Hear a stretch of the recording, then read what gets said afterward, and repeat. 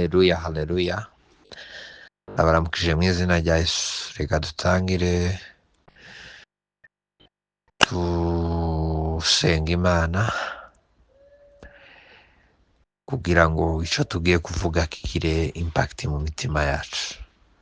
Mana, mu izina rya Yesu, turagushimye kubw'ubuntu bwawe, tugushimiye kubwo watuzindukije amahoro, ukaduha kubyuka amahoro kubw'urukundo rwawe. Ntabwo habayeho gushaka ku bushake bwacu, ahubwo habayeho gushaka ku bushake bwawe kugira ngo tubyukane ukwera no gukiranuka muri twebwe. Rero abasore n'abakobwa bawe turagushimye kuko duhaye umwanya wo kuvuga iby'ubwiza bwawe n'iby'ubwiru bwawe, bimwe wahishe abaswa ubishurira abanyabwenge. Ngo umuhinzi yasohoye imbuto, ngo imwe ayinaga ku kara, ngo indi ayinaga mu mahwa, indi ayiraga ngo ku butaka bwiza. Natwe tugiye gusohora imbuto, reka ntihabe gushaka k'umuntu, ahubwo iki gitondo habeho ubushake bwawe kugira ngo ukingure amarembo, twakire ubushake bwawe mu izina rya Yesu. Amen. Ndabasuje mu izina rya Yesu ku uyu munsi wa mbere cyangwa tariki ya mbere y'ukwezi kwa munani, ukwezi kwa munani 2025. Intego tuzaganira kuri uku kwezi uhereye uyu munsi ku itariki ya mbere y'uku kwezi kwa munani, tuzaganira imbaraga ziri mu ijambo ry'Imana. Abatesalonike nibo turi bwifashishe kuri uyu munsi. Abatesalonike ba mbere igice cya 20, igice cya 2 umurongo wa 13. Bibiliya yavuze ngo icyo dushimira Imana ubudasiba nuko ubwo twabahaga ijambo ry'ubutumwa bwiza, ari ryo jambo ry'Imana, mutaryemeye nk'aho ari ijambo ry'abantu, ahubwo mwaryemeye nk'ijambo ry'Imana nk'uko riri, kuko kandi rigakorera no muri mwebwe abizera. Tuzaganira kuri aya magambo, tuzagenda tuganira ku mbaraga ziri mu ijambo ry'Imana.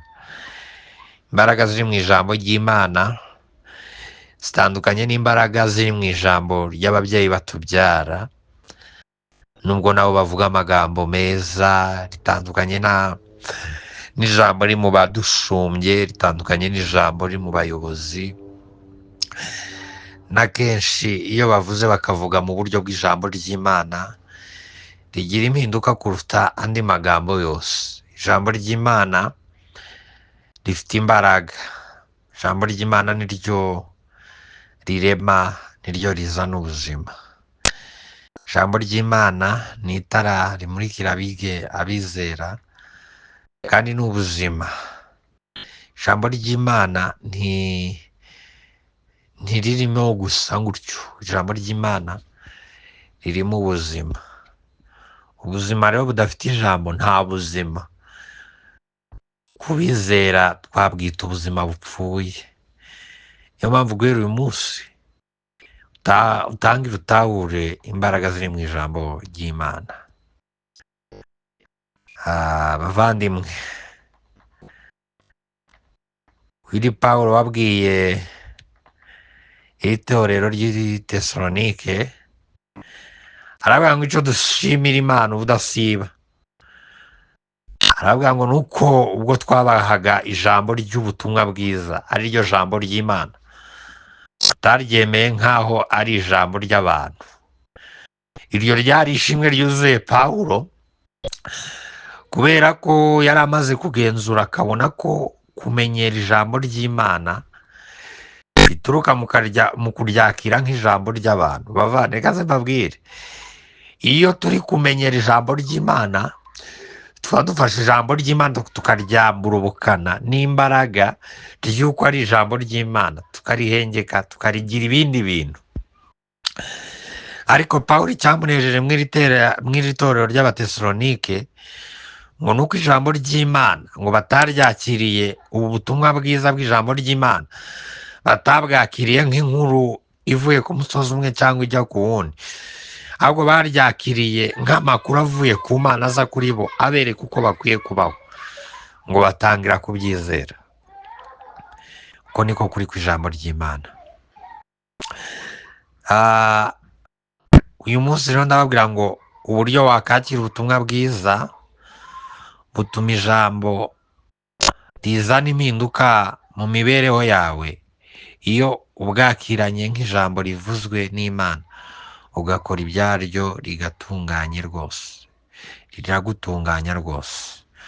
Uburyo wakakira ubutumwa bwiza butuma ijambo rizana impinduka mu mibereho yawe iyo ubwakiranye nk'ijambo rivuzwe n'Imana, ugakora ibyaryo rigatunganya. Naho nakongeraho wowe bavandi, iyo wakira ijambo ry'Imana ukakira buno butumwa bwiza ukabwakira nk'ijambo ry'Imana, nibwo bizana impinduka muri wowe. Ariko iyo byakiriye nk'ibisavinzwe nanjye cyangwa n'undi, ni ukuri kw'Imana nta mpinduka bizana muri wowe.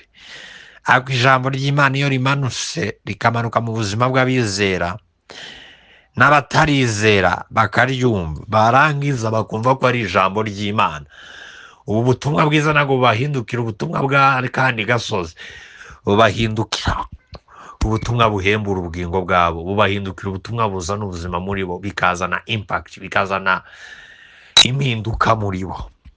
Bavandi, dukeneye impinduka, ariko kugira ngo twakire impinduka nuko dukora iki kintu, nuko ubutumwa bwiza tutabwakira nk'ubw'ubwoko bumwe cyangwa nk'ubwa karitsiye umwe cyangwa nk'ubw'agasozi kamwe cyangwa nk'ubw'imiryango imwe cyangwa nk'ubw'abazungu cyangwa nk'ubw'abanyafurika, ahubwo ndetse dukwiye kubwakira nk'ijambo ry'Imana riturutse ku Mana, nibwo rizadukoramo umurimo muri twebwe, bigatuma dukora ibyaryo, rigadutunganya rwose. Iyo dutangiye gukora ubuzima bw'iryo jambo biradutunganya rwose. Reka dusenge Imana kugira ngo tuze kuba uyu munsi ubuzima bw'iryo jambo. Turagushimye kubw'ijambo duhaye gusangiza abantu. Uyu yari Pawulo avuga ngo icyo dushimira Imana ubudasiba ni uko ubwo twabagezaga ijambo ry'ubutumwa bwiza, ari ryo jambo ry'Imana, mutarimenyere nk'aho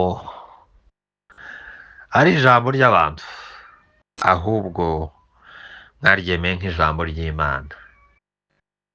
Icyampa abakobwa, abasore bawe ndetse abizera n'abatarizera ijambo ry'Imana ntibakaryakire nk'ibisanzwe, ahubwo bakaryakira nk'ijambo ry'ubuzima rije kugira icyo ribakuraho, rikagira n'icyo ribasigira.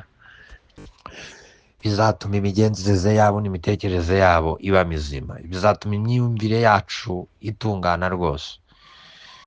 Duhe ubuntu bwawe kubw'ijambo ryawe, kandi duhe uburyo twakira ubutumwa bwiza, tubwakire nk'ijambo ry'Imana, bizana impinduka muri twebwe,